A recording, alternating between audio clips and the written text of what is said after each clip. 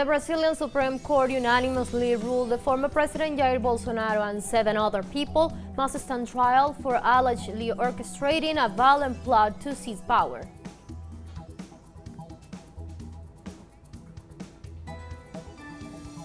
U.S. Secretary of State Marco Rubio began a 2-day tour of the Caribbean aimed at further restricting the Cuban humanitarian mission, attacking Venezuela's energy sovereignty, and reducing China's commercial presence in the region.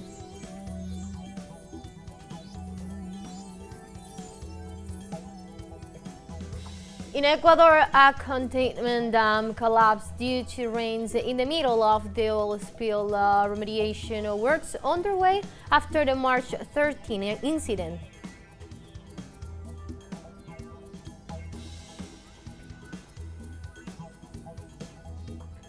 Hello and welcome to From the South. I'm Ana Marrero from the teleSUR headquarters in Caracas, Venezuela. Now we will begin with the news. Stay with us.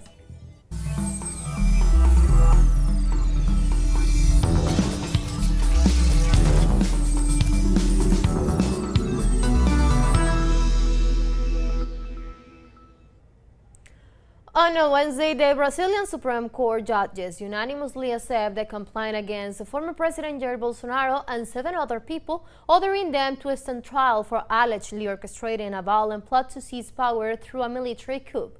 In addition, the court decided that 7 other close allies of the ex-president should also stand trial for crimes including involvement in an armed criminal organization, coup d'etat, and violently attempting to abolish Brazilian democracy. For his part, Bolsonaro rejected the charges in a WhatsApp statement sent to allies as the hearing began on Tuesday, calling the case against him an aberration, the like of which has never been seen before. The ruling leaves the far-right populists facing political oblivion and a possible jail sentence of more than 4 years.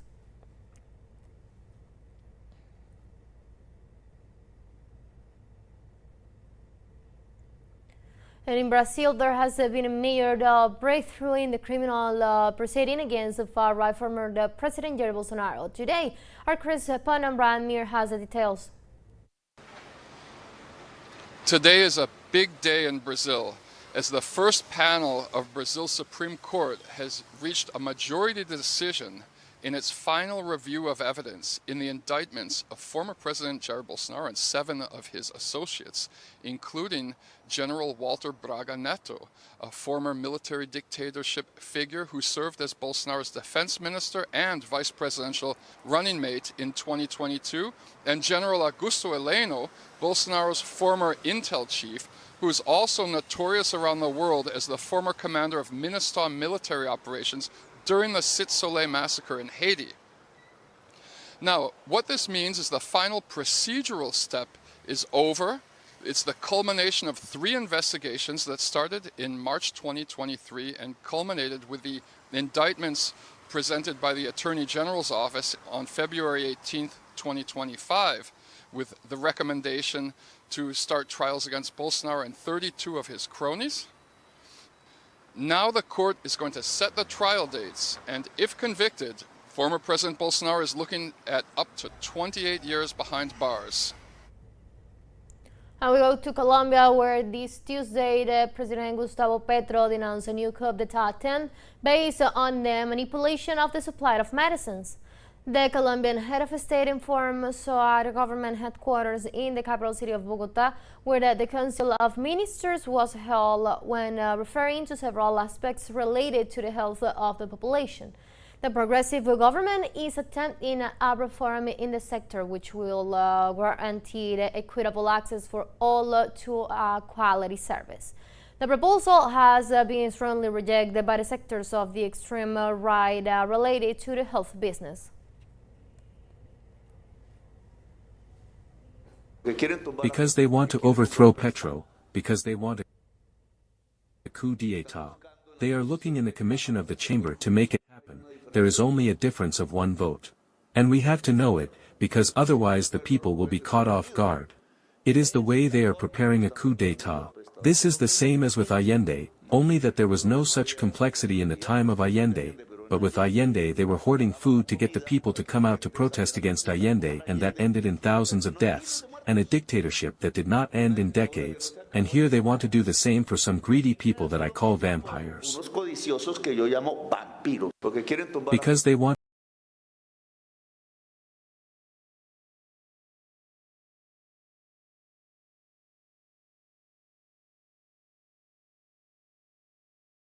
to respect the United Nations Charter. During her morning press conference, Mexican President Claudia Sheinbaum spoke out against oil sanctions in relation to those recently imposed by the United States on Venezuela, in addition to condemning the U.S. blockade on Cuba, highlighting the damage these measures inflict on the population. We do not agree with the imposition of economic sanctions on countries. This is a principle of Mexican foreign policy, not only of the government I represent but in general. It is also established in the Constitution. This is important because the sanctions do not affect a government or a person, but an entire people. We are against the blockade against Cuba, and we will continue to defend our stance, and this has been going on for a long time. We do not agree with blockades against countries because it affects the people. To solve problems, there is always the via of diplomacy and international dialogue. Let's take a very first break, but remember you can join us on our TikTok account as teleSUR English, where you'll be able to see news in different formats, news updates and more. Stay tuned for more news.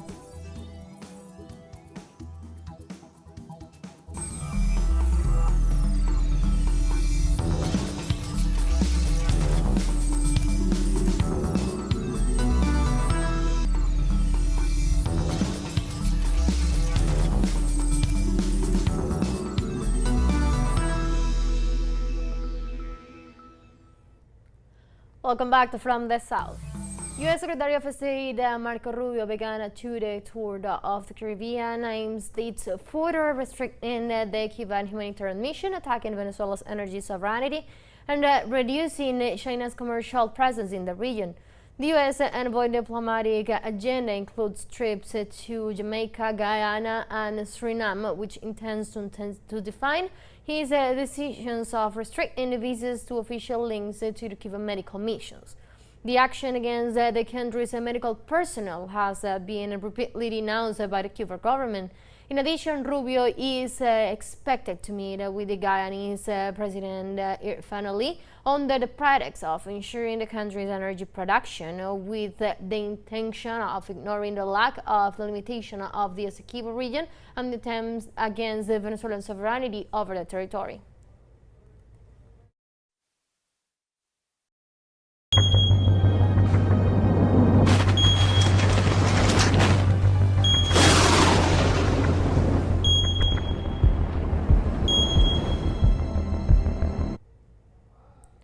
And now moving on, in Ecuador on Tuesday, a containment dam located in the Capel River that collapsed due to rains in the middle of the oil spill. Remediation works underway after the March 13 incident.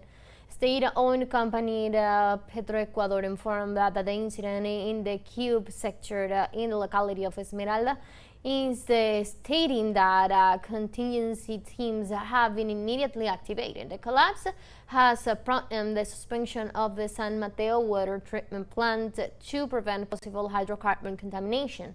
The incident comes as President Novoa government has reportedly tried to downplay the scope of the March disaster, which caused a spill of more than 25,000 barrels of oil.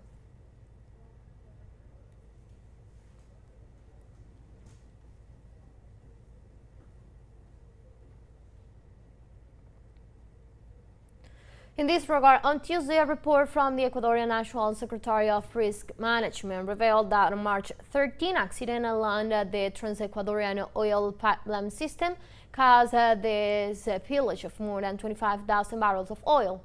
The figure coincided with a report of state-owned company Ecuador and thus denies the assessments made by the government of President Daniel Noboa, whose Minister of Energy and Mines, Inés Manzano, said there were only 3,800 barrels of peeled products of sabotage. The incident is already considered the most serious ever recorded in the South American nation, causing the contamination of several rivers, leaving thousands of people without access to drinking water and impacting the livestock, agricultural, fishing and tourism industries.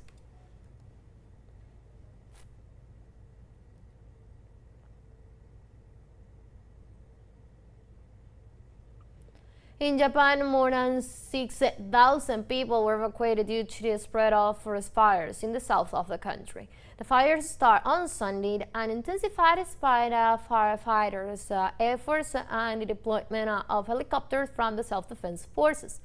Authorities report that at least 300 hectares have been destroyed, while several buildings and houses have been damaged by the fire. Experts warn that a possible cause of the fires could be the dry weather and leaves on the forest floor.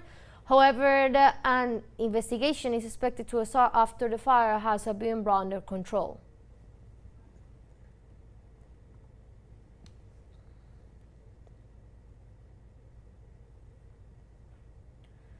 The Chinese government condemned the U.S. sanctions against Chinese companies, which violates international law and the basic norms of international relations. This Chinese Foreign Minister spokesman Wang Weicom urged Washington not to generalize the concept of national security and use sanctions to unjustifiably oppress Chinese companies. In this sense, he stated that the White House is abusing the tools of export control and using them as weapons to oppress and violate the rights of enterprises. He also denounced that Washington is undermining the legitimate rights and interests of enterprises and affecting the security and stability of the global production and supply chain, which is why China opposed this measure.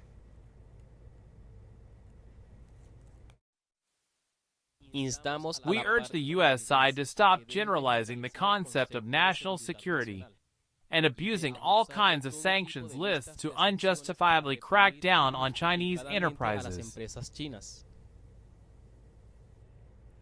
On Tuesday, U.S. President Donald Trump signed an order that established the obligation to present documents certifying citizenship in order to register and vote in the country's elections. According to the leader, states are not adequately verified voters' citizenships, which will jeopardize the integrity of the electoral process. With the order, the Election Assistance Commission will implement a new requirement. It's mail-in voter registration from a formal requiring documentary proof of citizenship. This action is from in the repeat claims of the head of state about electoral fraud in the 2020 presidential elections and his persecution of migrants.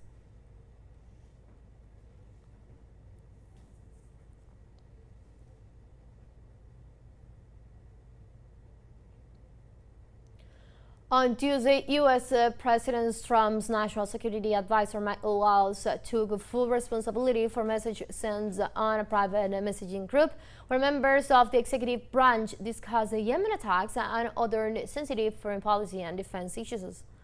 Waltz admitted to sending of the chat room, which includes Vice President James Vance, Secretary of Defense Pete Hegseth, Secretary of State Marco Rubio, and even the Director of National Intelligence, Tulsi Gabbard. The scandal unfolded after the editor of the media outlet was mistakenly included. The executive branch has tried to downplay the seriousness of the situation, but the appearance of several of those involved before the congressional committees has deepened a conflict that has already drawn international relations.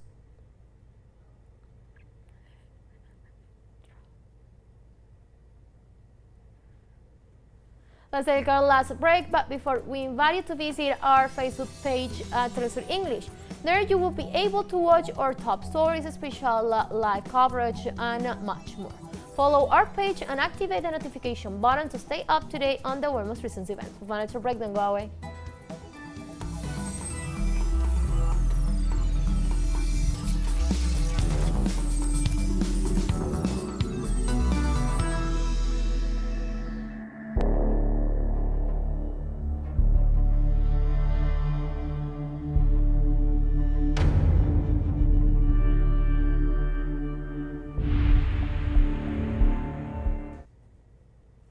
Welcome back.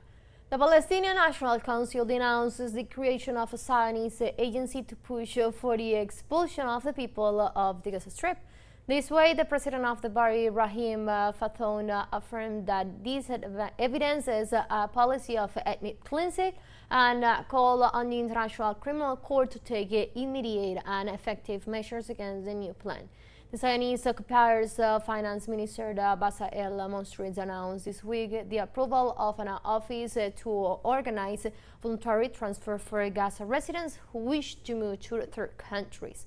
The president of the Palestinian Council assures that these measures are incompatible with voluntary migration and denounces the genocide and tribal massacres committed against the Palestinian enclave.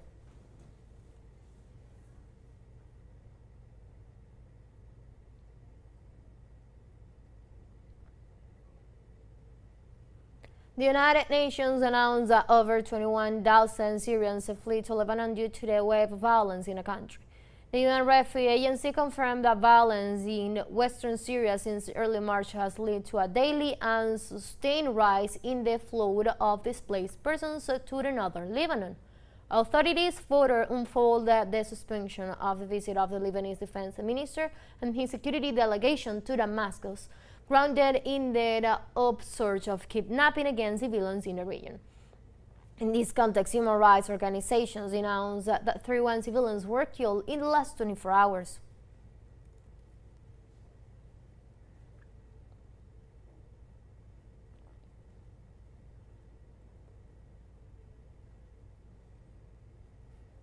In the Democratic Republic of the Congo, the wave of violence in the province of Ituri has left more than 200 people dead and nearly 100,000 displaced.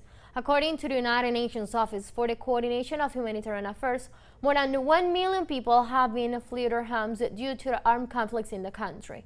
The action of armed groups in the east of the country that hindered the delivery of humanitarian aid and forces the suspension of relief operations. In addition, in Kivu, the hostilities kept the civilian population at risk of sexual violence, among other aggressions.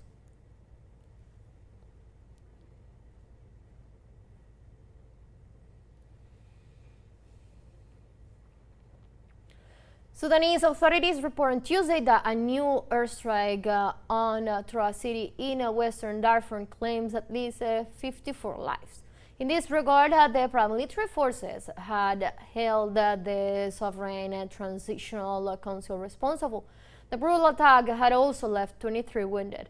Medical sources detail half of the victims' deaths and wounded were women. The United Nations Secretary General Antonio Guterres expressed concern about a lack of respect for the life of civilians in this almost 2-year conflict.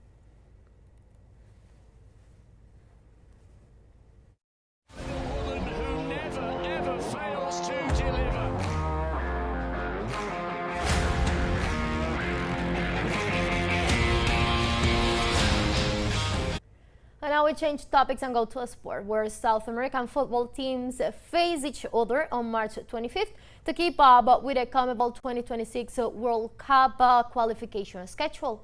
Argentina football team guaranteed the first spot to attend the World Cup on match day 14. Argentina, Bolivia, Brazil, Venezuela, Colombia, Ecuador, Paraguay, Peru, Uruguay, and Chile have been holding matches home and away since September 7, 2023, as they also to fulfill with 18 rounds, which will end on September 14, 2025. The top 6 teams will qualify for the FIFA World Cup 26. So far, Argentina leads the qualification table with 28 points, followed by Ecuador with 23. Meanwhile, Uruguay, Brazil, and Paraguay takes the 3rd, 4th, and 5th position with 21 points each. The 6th spot goes for Colombia with 20 points, and Venezuela reaches the 7th place with 15 points.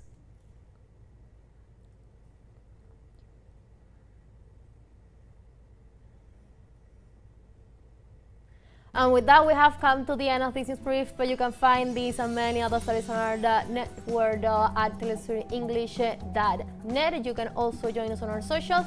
We're on Facebook and X and on Instagram as well. For TeleSUR English and from the south, I'm Ana Marrero. Thank you for watching.